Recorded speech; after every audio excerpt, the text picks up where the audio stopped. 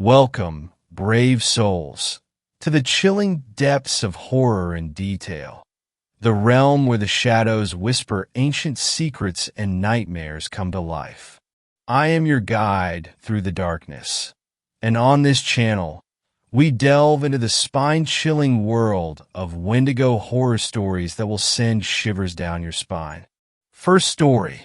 Not sure if it was a Wendigo, but something odd happened. When I was 8 years old, both of my parents worked full-time. My dad was predominantly on third shift at his job, and my mom was an elementary school teacher. We lived literally right up the road from my grandparents in a very small town. It was getting close to my 9th birthday when I contracted strep throat and scarlet fever. I was severely sick, could barely speak, had the first case of cold sweats that I remember in my life, and could barely pull myself out of bed to even use the restroom. I was absolutely miserable, and of course, being as young as I was, I didn't take the pain very well. My poor mother was at a loss of what to do with her working, and my dad needing to use daylight hours to sleep. The first day I was sick, perhaps it was a Tuesday, my birthday would fall on a Friday, and my dad stayed up most of the day with me, made me food, let me sleep in his lap on the couch, wiped my forehead down, made sure I took my medicine, etc. But on the second day, my grandmother had called and offered to let me stay at her house so my dad could sleep. He said yes and woke me up around 7 that morning to drive me up to her home. My grandfather also worked at this time too, so he was already gone to work when I arrived there. I don't remember too much of the early morning. I probably just slept in my grandmother's bed, tossing and turning when I'd wake up feeling extra bad. She encouraged me to swallow my awful tasting medicine a little more gently than my dad did. She did fix me some tomato soup to try and eat, and it was the first time since I'd gotten sick that I had an appetite. I should mention my grandmother had this cute Yorkshire Terrier named Samson. He was very docile, not like the usual annoying, barking all the time terriers. Samson came into the room and curled up next to me as I dozed. I didn't know when I woke up at some point. It had to be the early afternoon/lunchtime because I could hear the TV faintly from the living room on some game show. My grandmother had a ritual of eating her lunch while watching a game show. I think it was The Price is Right. I was trying to fall back asleep because I had gotten this really bad headache, maybe from dehydration. I was on the verge of sleep when I was jolted awake by the Samson yelp that erupted from the living room. The terrier curled up next to my feet, perked up, but didn't move.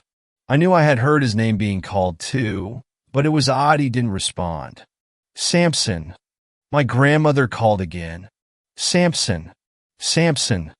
The dog still didn't run out of the room to her.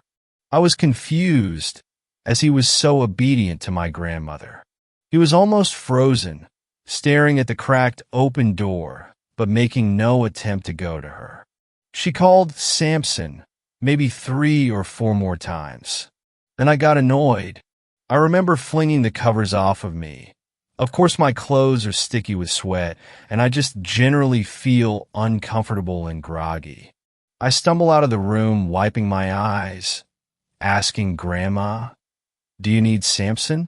"He's in your room with me." I'm in the living room, and I have to do a double take. The TV is still on and blaring. There's a bowl of soup sitting on the coffee table and an open Pepsi next to it. But my grandmother isn't anywhere in the room. Maybe she's in the bathroom? I crossed the room and went past the kitchen, empty too.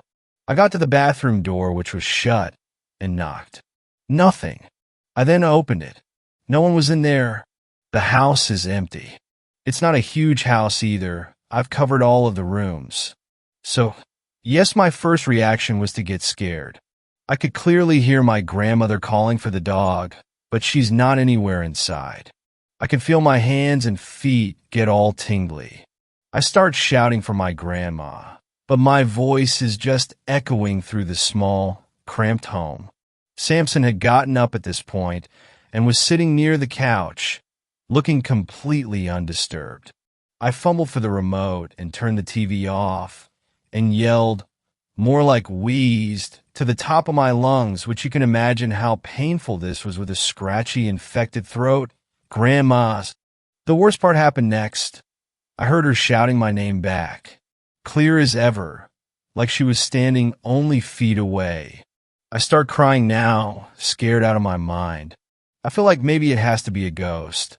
I grew up with scary ghost stories courtesy of my dad, and I'm convinced now I'm in the room with a ghost. And then she slash whatever this was, proceeded to call my name again. Then there was a second voice, definitely not my grandmother's. It was deeper, definitely more masculine, and absolutely terrifying as it shouted, "Come to the front door." I did not do that. Instead, I made sure to run back to my grandparents' bedroom, lock the door, and pick up the telephone on their nightstand. I called my own home phone, and my dad's sleepy voice answered. Through a barely comprehensible voice, I managed to croak something like, "Daddy, there's someone in the house, and I can't find Grandma. She's gone." My dad, of course, said he jumped out of bed, grabbed his Swiss Army knife he kept in a drawer next to the bed, and ran down the road to the house in his PJs and bare feet. He ran up to the front door, jiggled the handle, it was locked. So he made his way around, and since he knew the garage code, just punched it in and got inside. A quick sweep of the 3 rooms of the home showed no one was in there. It's not like there was really anywhere to hide. I ran out of the room once I was sure he was there and began bawling in his arms. He kept reassuring me there was no one here, and then asked if I didn't know where Grandma possibly was.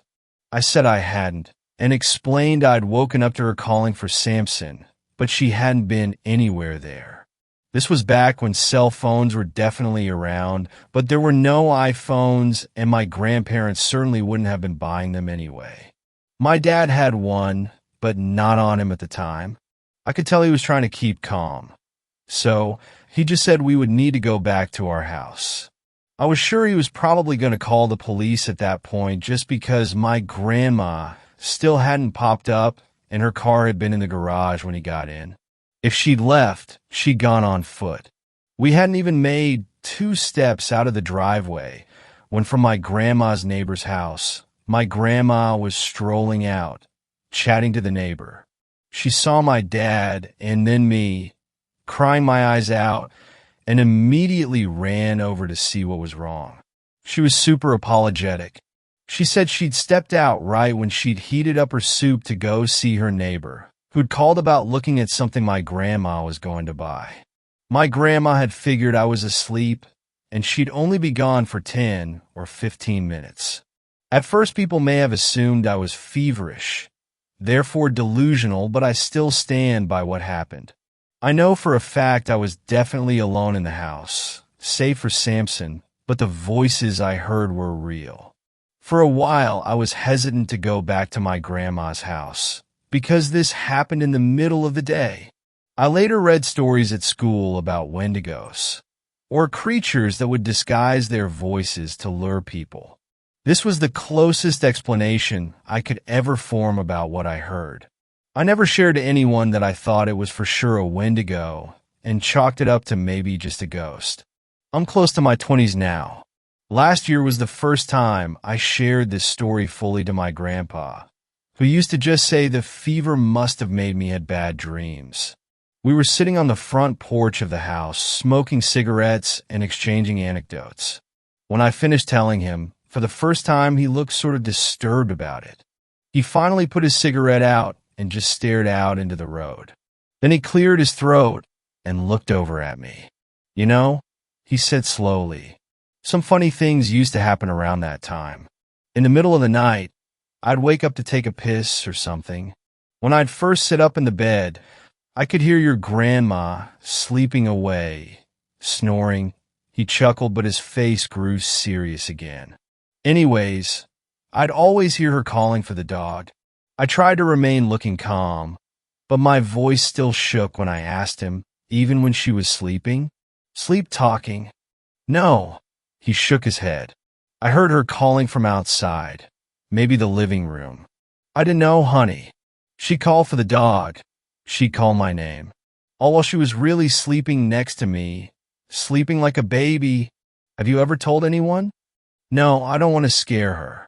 She's real scared of ideas like ghosts and stuff. That's why when you were younger and that thing happened, I told her just to remember you'd been sick, fever and all. Probably having nightmares. He looked gravely at me. Don't repeat this to her, please, honey. She's really not the type to be scaring. Of course, I wanted to cry. I had this itchy, creepy feeling suddenly about being at the house. Grandpa, do you still hear it sometimes? Oh, yes.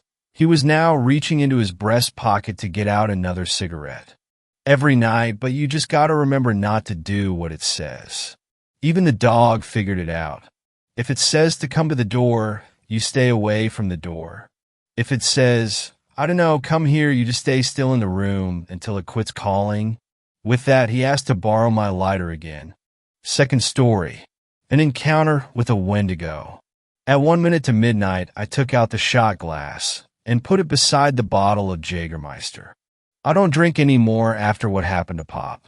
The one exception is the first day of September. The house is dark except for the warm glow of the 3 bulbs above the dining room table. I rub my tongue against the inside of my cheek.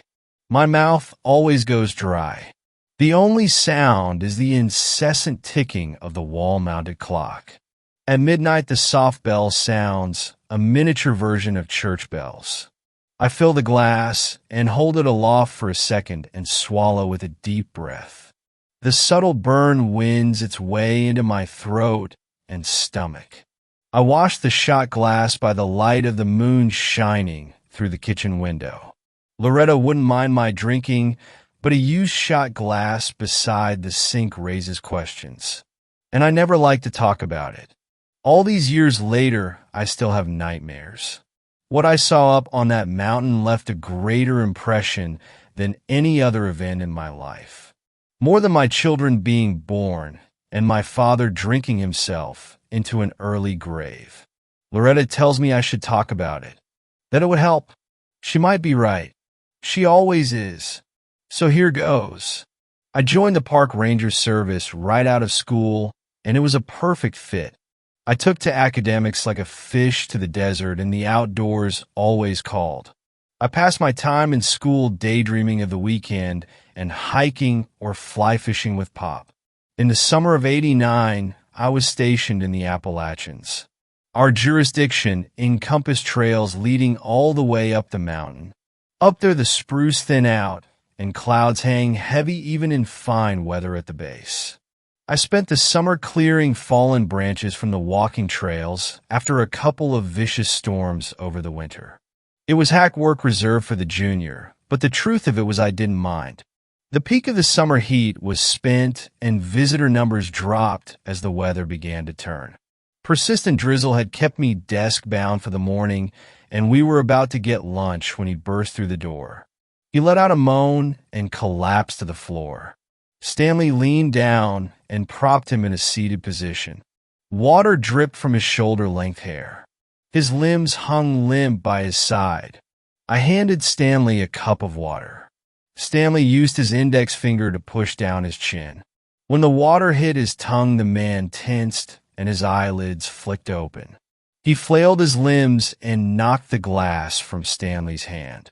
The glass shattered on the floor, but the man paid it no mind. "It is out there," he said. "What is—" The man half-turned and gripped Stanley's shirt and made balls with his fists. He repeated himself, pausing after each word. "It is out there." He started to sob. He released his grip on Stanley and buried his face in his hands. We lifted him onto a chair, and he pressed his face against the table and bawled. I grabbed the rucksack he had dropped to the floor. On the bottom right was a name tag behind a plastic sleeve. Lenny Porter from San Diego. There was a number at the bottom. "I'll make the call," Stanley said. When Stanley returned, Lenny was sat up, staring blankly at the wall with red eyes. His face was gaunt, like he hadn't eaten in a week.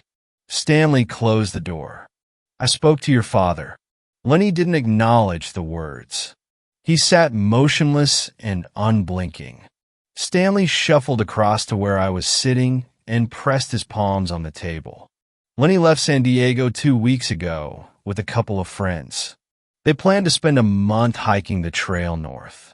The father gave me 2 names, Freddie and Sabrina. When he heard their names, Lenny leaned over and picked up his backpack. He rummaged frantically until he pulled out a stack of Polaroids. He flicked through the photographs and then slapped one on the table. Stanley and I leaned over.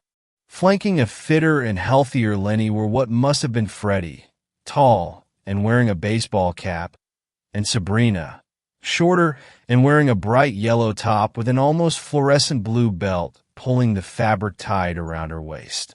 Lenny fingered the photo, and tears welled in his eyes. What happened to them? He sobbed and shook his head. He opened his mouth to speak, but no words came out. Stanley took a map down from the wall and pushed it in front of Lenny. We are here. Where did you last see them? Lenny blinked away tears and concentrated. He squinted at the map and pressed his index finger down and tapped it. Stanley took a pencil from his breast pocket and marked the map with a cross. I'll notify the police. Get the truck ready to go. During training, they told us about search and rescue operations. The Rangers are the first responders. It was part of the job. Twisted ankles and wandering off the trail and getting lost are not uncommon, and no reason to get the police involved. But this felt different. I secured the gear in the truck, and Stanley appeared, flanked by a police officer in his early 30s. Harry is hitching a ride. His partner will take care of Lenny.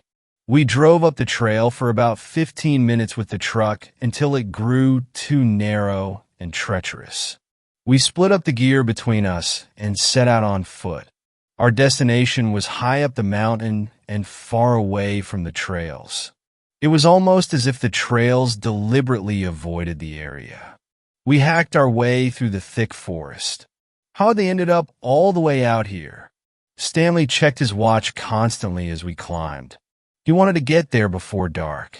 I figured we would be lucky if we did. Stanley and Harry talked like old friends, asking about each other's wives and children. The park rangers are in effect an extension of law enforcement. It made sense to be friendly with the police, and living in a small mountain town made it almost inevitable. I like that. As the sun dipped below the horizon, Stanley checked the map. Almost there. Get your torches. All right. Harry reached into his backpack and pulled out a flashlight. I did the same. Do you know what's up this way? Stanley said. I shook my head. Somewhere up here is an old cabin. Hunters used it as a base back when you could still hunt up this way. The cross our friend Lenny put on the map is just about on top of it.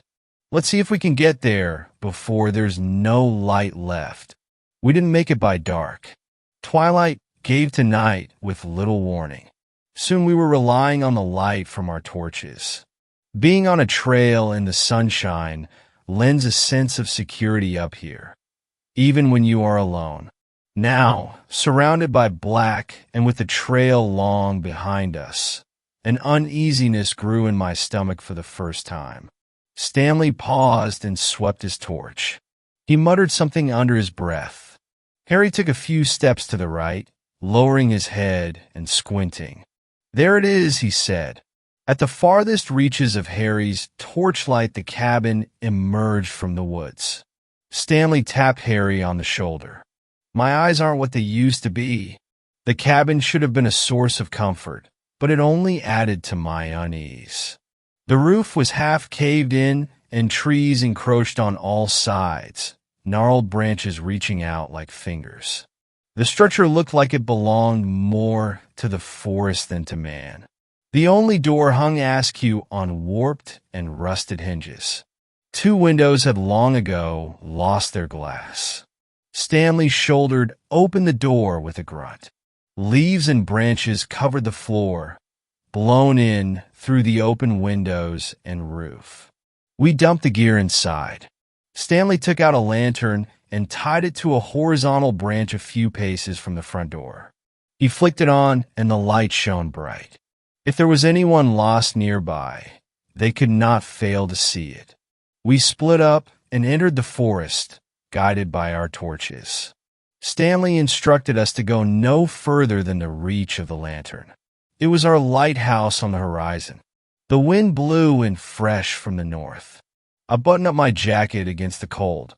The beam from the torch was strong, but aside from the narrow cone of light, the forest was a deep and full dark. Stanley and Harry called out the names of the two missing, Freddie and Sabrina. I did the same. Every few steps I stopped and listened. The forest was alive with the scurrying of animals and insects going about their business, and the constant rustling of the wind through the leaves. It was hopeless. This was needle in the haystack stuff. Freddie or Sabrina could be unconscious on the ground a few feet to my left, and I would never see them. We should camp and wait for first light. Harry's voice cut through the night, louder and with urgency. I skipped towards the sound as fast as I dared. The two torchlights of Harry and Stanley played close together, the beams of light trained on the forest floor. "You might not want to see this," Stanley said as I came up behind them. It was too late. By the light of the torches I saw him, flat on his back, arms and legs bent at unnatural angles. I almost gagged when I saw his face. The left side caved in, a red, bloody mess fragmented with the white of the skull. The right side was intact, one green eye staring up, wide and unblinking. The remainder of the face had an almost serene expression. It was not the look of fear that you would expect from someone about to have half their face crushed. No skin remained below the neck, the contents of his torso picked so clean I could see his full spine. "What did that?" I stammered. I didn't get an answer. Stanley fished the Polaroid from his pocket and studied it under the torchlight. He handed it to Harry. "It's him. It's Freddie." Harry jumped and swung his torch out into the woods. "I swear I heard someone talking out there," Harry said. "We've been calling out their names too." "No, it wasn't that. It sounded like whispering. It's the wind through the trees." Harry didn't look convinced. He called out the name of Sabrina and listened. Only the sounds of the forest. Stanley shushed him. "There's nothing we can do for the boy now. Let's get back to the cabin and radio down the news." Stanley took a few quick steps towards the cabin and motioned for us to follow. He seemed agitated. I didn't blame him. I followed on his heels.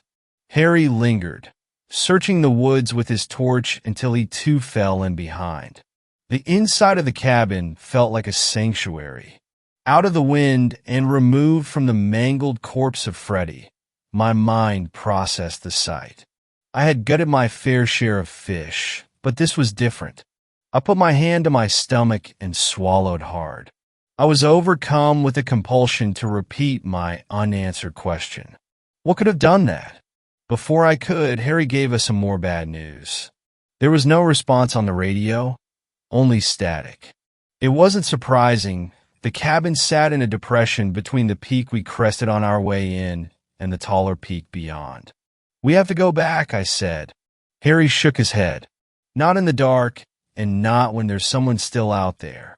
We don't know if that girl is dead or alive," Stanley said. "I heard her." "You heard a whisper is what you said. And if she was there, she would have come to the light. She'll come to the lantern, and we'll wait for her." Harry threw out his arms in protest. Stanley sighed. "If she's dead, then we'll find her in the light of morning. If she's alive and nearby enough to whisper in our ears, then she'll come to us." Two rectangles of light shone through the open windows from the lantern outside, but the front room of the cabin still had dark, shadowy corners. Stanley took a second lantern and tied it to an old light fixture hanging from the ceiling. The room lit up as if under sunlight, but a cold light that gave the room a bare and unwelcome feel. I busied myself clearing a space on the floor beside the black pot-belly stove at the rear of the room. Stanley and Harry stood as statues, staring up at the wall behind me. I turned. Etched in black soot onto the blank wall was some kind of monster, long-limbed and with an elongated skull. It stared back at us through white blobs left clear of black. I took a step back and almost stumbled. "What is that?" I didn't need an answer. You don't live and work up in the mountains here without hearing the stories. Stories told dismissively by daylight, like you would talk about the monsters you imagined hiding in your closet as a kid. By night, and around a campfire, the stories take on a graver tone, and the name of the monster is only ever whispered. Wendigo. Of course, I had never seen one. But if I had to imagine what one might look like, the painting in soot taking up the full height of the wall of the cabin was an exact match. I waited for one of the two men behind me to dismiss what we saw drawn on the wall, to make light of it and crack a joke. Neither did. Stanley uttered a simple instruction. No one goes outside without a weapon. Our shadows danced on the walls. The lantern hanging from the ceiling did not move. Stanley leaned and looked out the window. The lantern hanging from the tree branch swung back and forth like the pendulum of a grandfather clock. There was wind tonight, but not enough to do that. Stanley bent down and fished a rifle from the bag. My heart beat like a drum in my ears. And then something else. Whispers. What sounded like the whispers of a girl, entreating us, inviting us out into the darkness of the forest.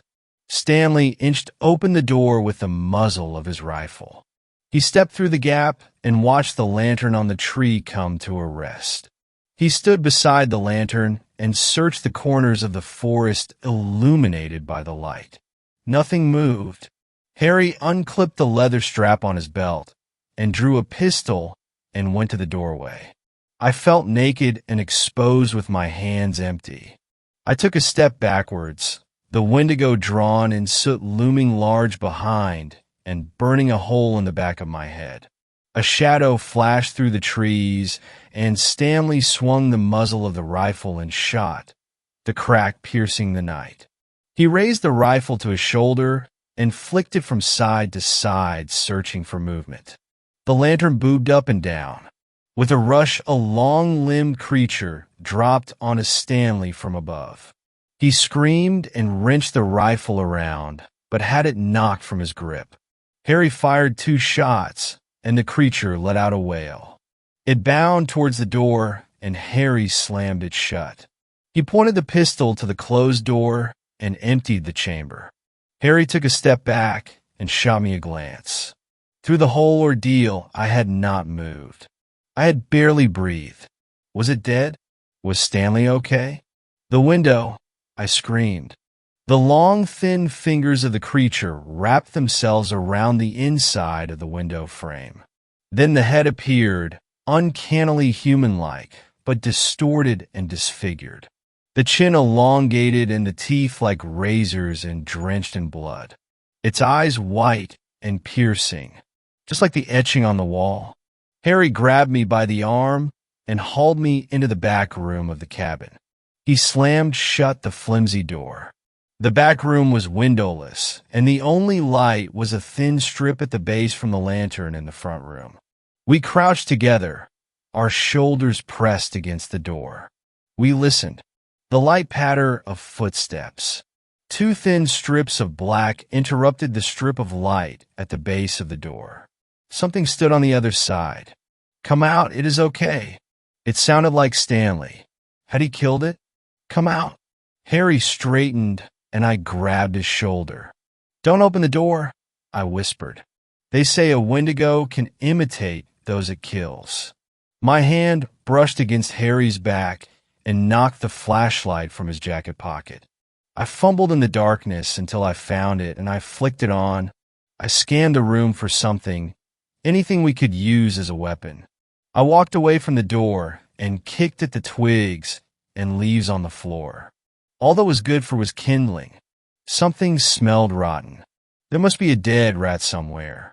"It's Stanley," Harry said. I pointed the torch to him. His eyes were wide and wild. "He must have killed it." He smiled at me and took a step back. The door slammed open and carried with it the rotten stench.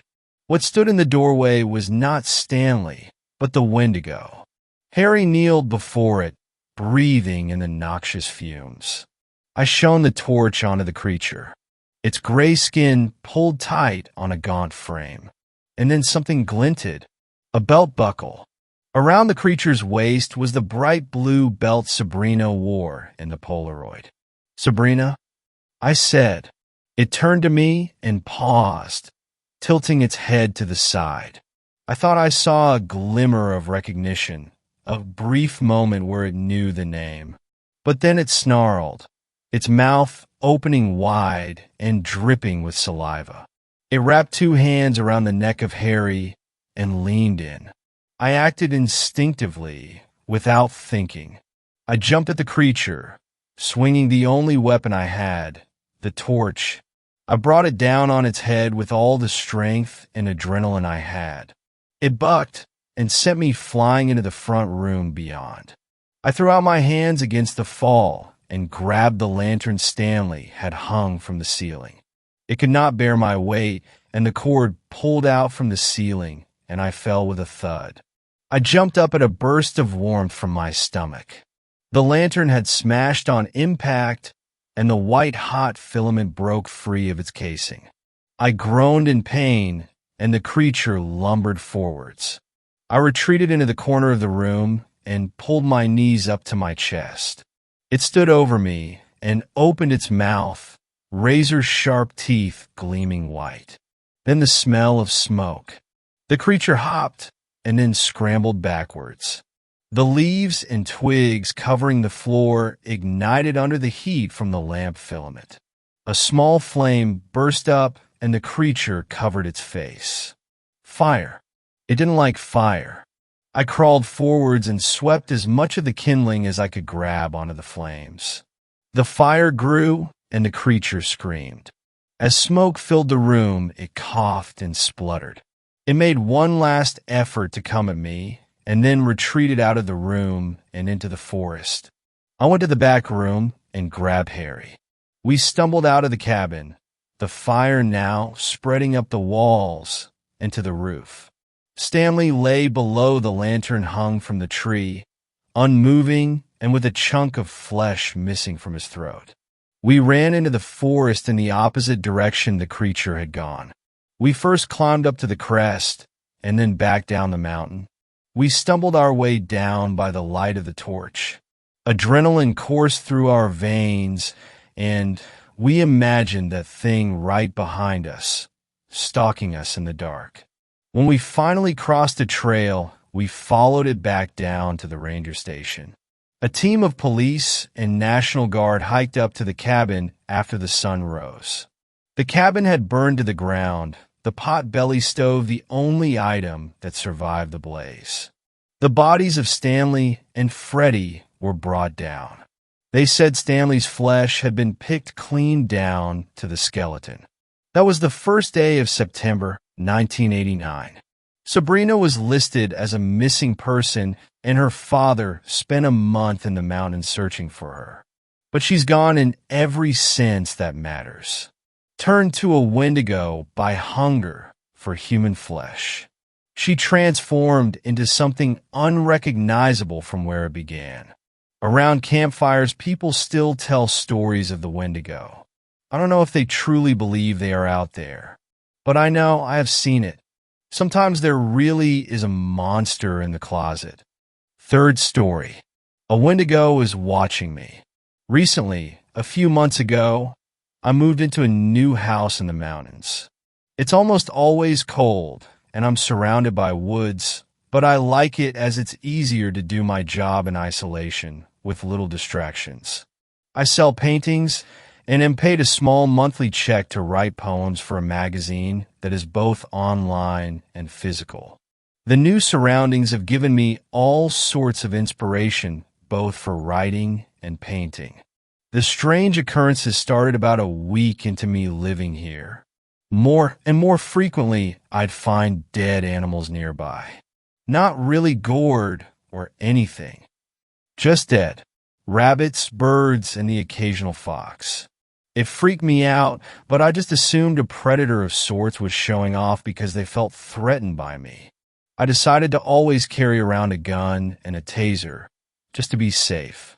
I also decided to call an expert of the mountains and asked him to visit.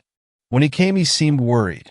Now, this man was a fairly old Native American who had lived on these mountains for about his whole life. So this concerned me, knowing he knew just about everything on this mountain. He sat me down and told me a tale of a dark creature, born of hunger and cold, a Wendigo. I was skeptical. This was a creature of fiction, at least I thought it was. He left with a stern warning to never stray too far from home without good reason, and never follow the voices of the forest, as it may be a Wendigo luring me to their feeding grounds. I spent the next few days watching the woods closely. Maybe if I got a glimpse of whatever was in the woods, my mind could be put at ease. At first I saw nothing. Then I saw swift movement among the underbrush and trees. It wasn't until around the 5th day of watching I saw something clearly, something standing upright with deer-like legs, staring at me with pale eyes. I quickly went inside, suddenly feeling chilled to the bone. It took a bit and some self-pumping before I could go back outside to do my painting and wood watching. I found myself putting what I could see of the creature in my paintings, but I could never catch the coldness of its eyes quite right. It fascinated and terrified me greatly, but I couldn't stop. The creature got braver, showing a bit more as time passed. I could now confirm it had a large set of antlers, and its front limbs were not hooves like its back legs, but claws. It watched me almost as curiously as I watched it. I knew then that it was likely a Wendigo, one that decided to watch me, although I didn't dare attempt to approach it, knowing its curious nature might be as deceiving as a wolf's smile. Although I never verbally called it this name, I subconsciously named it Branch. It seemed suiting. He started, or I think it was him, pushing over items on my porch like empty paint pots and small decorations, going back to the tree line by the time I come outside. It didn't really bother me as nothing got damaged. Kind of reminded me of a cat, actually. I began speaking to it, not expecting responses. While I painted, I would just ramble out loud, knowing he was just at the trees. I don't know if he listened, but I think he did, as his ears would face towards me the whole time. Those long, slightly disproportionate ears. One day he appeared with scars, a few still bleeding. This concerned me, but I couldn't get close to him. He was an injured animal and would even more likely attack me if I got close. After a few days, they healed to pale marks on his skin. This happened a few times, but I learned to ignore it. This routine went on for a good while. I watched him. He watched me, but we kept our distance, but that changed yesterday. He approached me, and I didn't even notice till I saw his shadow. I looked up and saw shaggy black fur that smelled like rotting meat. I could see his cold, empty eyes so clearly now. They were genuinely curious, but hungry. I didn't move. I froze up. I didn't even shiver. After what seemed like an eternity, he turned and headed towards the trees. I didn't dare move until he disappeared among the trees. I went inside and called the man that warned me of them. He agreed to come pick me up when we could. I'm waiting for the man to get here. Branch is staring at me through the window. Excuse me for the wait. I couldn't find much time to write after I posted. A few hours after the man pulled in the front, which, unlucky for me, was where Branch was. I got the meat chop I had pulled out earlier and stepped outside. Branch was staring through the window. When he turned to look at me, I made sure to look at his chest fur rather than his eyes, soulless cold eyes. I threw the meat. He ignored it, didn't even twitch. I started to slowly move towards the man's truck, Branch's eyes tracking me. As I moved off the porch, he started to follow me, his hooves making heavy footfall on the wood. His eyes never left me. As I slowly made my way to the car, he slowly followed, staying 3 feet away, no more no less. When I finally made it in, he was still staring with those cold, empty eyes. The man slowly pulled out and started down the long mountain trail. He started muttering about how I shouldn't have let it get this far, as well as other colorful words and terms. Right now I'm at his cottage at the base of the mountain. I'm still shaken, and I don't know if I want to risk going back. His wife is lovely and treats me well, as far as guests go, but I know I'll have to leave soon. The man explained that the Wendigo was one well known on the mountain, known for only attacking young females, always leaving the head intact. Now this is only semi-relevant as I am a man, but he can't explain why he's taken a sudden interest in me. Maybe he's contemplating eating me. In a few hours, he's taken me back. He's given me food, a gun, several rounds, and a blowtorch. I got home an hour ago. Branch wasn't there, but my porch looked like a tornado passed, and I think there's shit by the doorstep. I quickly went inside and locked the doors, the windows. I don't think he knows I'm back yet, and I don't want him to know. It's been a few hours and no sign of him. I don't want to go outside to tidy up my porch. I'm too scared to. It's hard to swallow the sandwich I made because of the tension I'm feeling, but I have to eat. I think I'm going to take a nap after I finish it. He's here. He's staring into the windows and making distorted huffs and brays, occasionally stamping his hooves on the porch. He can't see me right now because I'm behind the couch. He sounds angry. He started banging his antlers on the glass. He's trying to fucking break it. It's starting to crack. The glass shattered. My heart is pounding. My ears are ringing. I can smell the rotten meat he reeks of. He crawled in through the window. I think he can smell me. He started knocking over random things, but I'm frozen. I can't bring myself to peek. I might try to make a run for it, or I'll have to wait it out. He just went down the hall. I'm going to go out the front and run. I don't know how far I ran, but the sun went down by the time I stopped, and the temp is definitely below freezing. Luckily, I was already wearing a heavy coat, and I found a small overhang. We'll rest. Hopefully, he doesn't find me. I woke up, but it's still dark out. It's only 12. I slept 3 hours. I'm shivering like crazy, but the overhang helps a little, blocking the wind. The forest seems still. Nothing is stirring. Not even the owls are hooting. I'm going to go back to sleep. Hopefully it's light out when I wake up this time. I woke up an hour or so ago and started walking towards the base of the mountain. My limbs feel numb, but the movement has helped. The forest is still eerily quiet, and I keep finding blood puddles and tufts of fur. I think Branch threw a massive tantrum. I need to find a house with people in it, safety in numbers. I didn't bring the gun, I know, I'm stupid, but I just wanted away from him. I started running again. I heard what sounded like hooves, and I swear I smelled rotting flesh again. If he catches me on his turf, I'm honestly fair game to kill, even if I'm not his preferred food. I found a field of corpses, deer, bears, rabbits, wolves, birds. Dead animals everywhere. I quickly went around it, holding my breath, trying not to puke. I guess that's why the forest was so quiet. He killed all the animals in a fit, like a violent child throwing a tantrum, a child that could easily rip out my throat and cave in my ribcage and skull.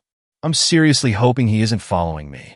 I can see houses. I think I found one of those retreats for monks or whatever who take vows of silence. I'm going to see if they can help me. So, good news, they happily let me into a living area where I could warm up and provided food and a warm drink. I think it's just milk. They contacted someone and wrote me a note saying that someone would be coming for me to take me off the mountain. A few decided to be curious, so I explained what happened. A few wrote me off, but others gave me scared, shocked looks. They've taken me to bedroom and communicated that I can sleep until the person coming to get me actually gets here. When he does, I'm not going back. My things can stay there, as can Branch. I'll find somewhere else to live, like an apartment in a city with people. I was able to sleep a few hours before the guy came. I told him to just take me to the nearest town. I'm outside a motel right now, slowly making calls and arrangements. I'm never going back to that place with that thing, ever. Fourth story. The time I saw a Wendigo. First things first, this happened to me when I was around 10. I've lived in Idaho all my life and spent a lot of time outside or in the wilderness as a kid. My grandparents would take me camping, and my older brother and I would always hike up whatever trails we could find to get a view of the sunset. On one of these occasions, something terrifying happened. We were up at a campsite I only know as Warm River, the river there never freezes over, and my brother and I were on a regular evening hike. There was an old tunnel bored through the mountain at one part of the trail, probably an old train tunnel, and we were walking through it when I heard something I'll never forget. After walking through probably 2/3 of the way through the tunnel, I heard a terrible screech at the end we entered through. The screech wasn't like anything I've heard before. I've heard the screams of animals on dark and windy nights. I even think I've heard Bigfoot calls a few times, but never the metallic, grinding screech I heard that day. The point is, whatever the sound was, it did not sound natural in any capacity. I probably jumped 5 feet in the air when I heard it, and my brother shouted a few choice curses before shooing me quickly to the exit of the tunnel. At this point, my brother decided we should just continue walking and head back after whatever made the noise hopefully cleared out. We didn't have any firearms on us. I was pretty upset. My brother reassured me we would be fine, and we made the walk back without incident. However, I didn't get any sleep that night. Whether it was the thing that screeched at us or just my imagination, I heard things moving around the campsite the whole night, as well as whispers echoing through the darkness outside the trailer. I woke my brother up a few times to check out what it was, but he refused each time, telling me that it was probably just other campers staying up late and enjoying themselves. The rest of the trip was pretty normal. We packed up the following day, and my life continued as normal. I was disconcerted, but chalked what happened up as a harmless event that I must have been exaggerating in retrospect. A few weeks later, I went up to Pine Basin, an old ski lodge my family rented each year for family reunions. Here I would mess around with my cousins, our favorite activities being night games. We would play hide and seek, a game called Ghosts in the Graveyard, and other games like that. On one instance, I was chosen to be the seeker for a hide and seek game. Because I was one of the younger cousins, I got a flashlight as an advantage. Normally, all the younger cousins hid close to the lodge, and the older cousins hid in the nearby trees or at the base of the nearby mountain. As I was searching near the bottom of the mountain, I heard a familiar whistle up the mountain a bit. We would always whistle as a hint at our locations. It sounded like someone was hiding way up near a tree known as the underwear tree. You can guess why. So I began trekking up toward the whistle. As I climbed closer, I got an uneasy feeling in my stomach. I continued on wearily and convinced myself that I would be fine. I hated walking in the night alone, but figured whoever I find would walk me back to the lodge. As I neared the tree, I noticed that it was deathly silent. This alerted me that something was very wrong, because you could always hear the adults having fun back at the lodge. I was anxious to hurry back, so I called out, "I found you, Scott." I thought the whistle was my older cousin's. "Come back down with me." I got no reply, but I wasn't planning on waiting. As I began walking back down the path, I heard a voice call, "You almost had me," so I ran back up to investigate. I flashed my light in the branches of the tree and saw a monstrosity that was not my cousin. It looked like a poorly drawn stick figure made into a human with its emaciated figure and lifeless eyes. I remember its face looked like the skin on its head was being pulled from behind. It had torn and stretched features. As soon as I saw the creature, I screamed, dropped the flashlight, and ran back to the lodge. The entire time I ran, I was overcome by an overpowering smell, and I could hear the thing running after me. As I approached the camp, I saw a few people, my cousins, at the bottom of the mountain waiting for me. I was crying and shaking, and they took me inside. I told my dad what happened, but my cousins all said they didn't see anything following me. The adults kept us inside for the night, and I kept hearing sounds drifting in from the mountains. I never played night games after that happened, and was always terrified that my cousins wouldn't listen to my warnings. Ever since that night, I have always felt uneasy up in those mountains. I used to be really religious and figured it was a demon of some kind trying to kill me or something like that, but those mountains have never felt the same after that incident. A few years ago, the game, Until Dawn, became really popular, and I watched a walkthrough of it on YouTube. When the Wendigo first appeared in game, I got chills down my spine. It was exactly what I saw, and I did a ton of research on them. I figure someone must have gotten snowed in at that old lodge and resorted to cannibalism, but that doesn't explain what happened at Warm River. I still hear that screech from time to time.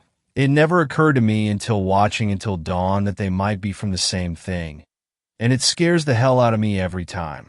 I heard it earlier tonight, and that's why I decided to finally write my story down. Fifth story. My father's cabin in the woods burned down. We found something strange in the ruins. So my father used to own a cabin. In fact, he used to own a lot of different properties, which I suppose is just a roundabout way of saying that we grew up with money. Where things get a bit complicated is how he actually made that money. The line that he constantly fed us was that he was an accountant running his own firm in an office in the city. Long hours, lots of business trips. We never saw him much. And whenever we did, he always seemed tired, his eyes perpetually bloodshot, as if he were always trying to force them to stay open. He was sent off to prison right after I'd finished my first year of college. The sentence? 15 years for washing hundreds of millions of dollars for numerous cartels. 2 weeks after he'd been booked, my mother committed suicide. As it turns out, she'd been helping him out through the entire thing and was facing some time herself. I guess she didn't want to deal with all that and took the drastic way out. A few months later, the government had seized pretty much all his property. All of it except for that cabin in the woods. It took a long time for me to feel normal again, but eventually I managed it. Went back to school and graduated with a good enough GPA, which allowed me to snag some shitty office job a few months later. But it was enough to pay the bills. Fast forward about another year, and I've basically scrubbed that entire sequence of events out of my brain. It took a little bit of therapy, a lot of psychedelics, but I finally did it to the point where I was comfortable enough to go back to that cabin, the one place where I'd see my father for more than a few weeks at a time during our summer trips. I decided to take along 3 of my friends from uni, Jack, Pedro, Randy. We drove down there at the beginning of May. The road leading to the cabin hadn't been maintained at all, and as a result, it had become borderline undrivable.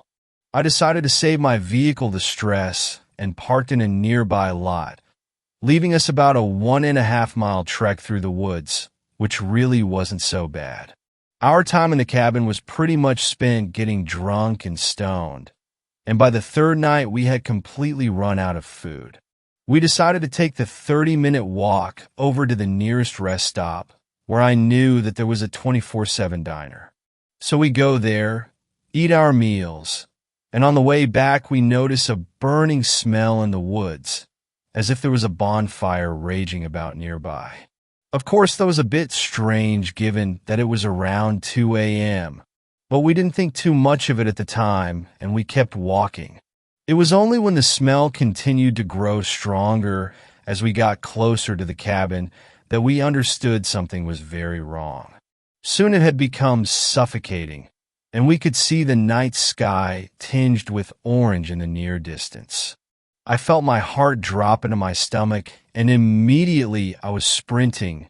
My worst fear realized as I reached the clearing where the cabin was located. Completely up in flames, plumes of dark smoke blending in with the night.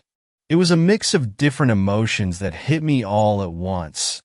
The combination of them creating a sense of dread so deep I hadn't thought it possible. After reeling myself in, I called 911, with the operator telling me that the fire department would be on their way, but wouldn't be able to reach us for at least 30 minutes.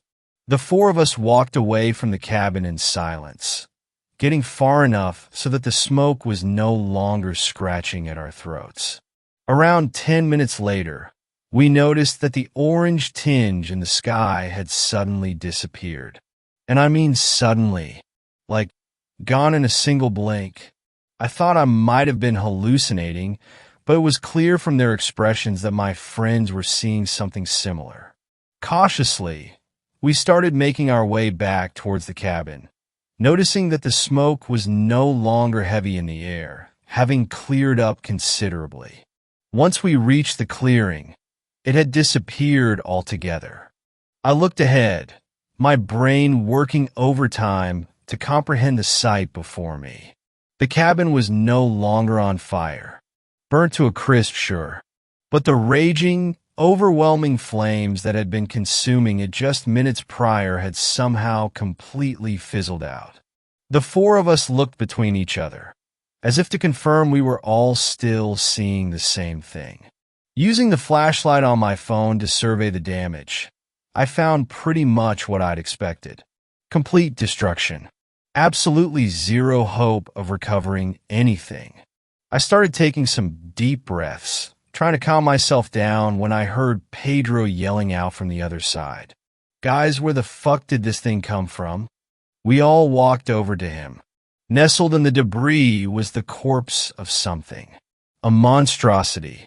It was about the size of a bear, with the sections of its body that weren't burnt showing pale, clammy skin with deep cuts etched throughout it, in what looked to be some kind of crude pattern. Its head had been smashed in, leaving nothing but an abnormally wide bottom jaw which was still bearing long, black teeth.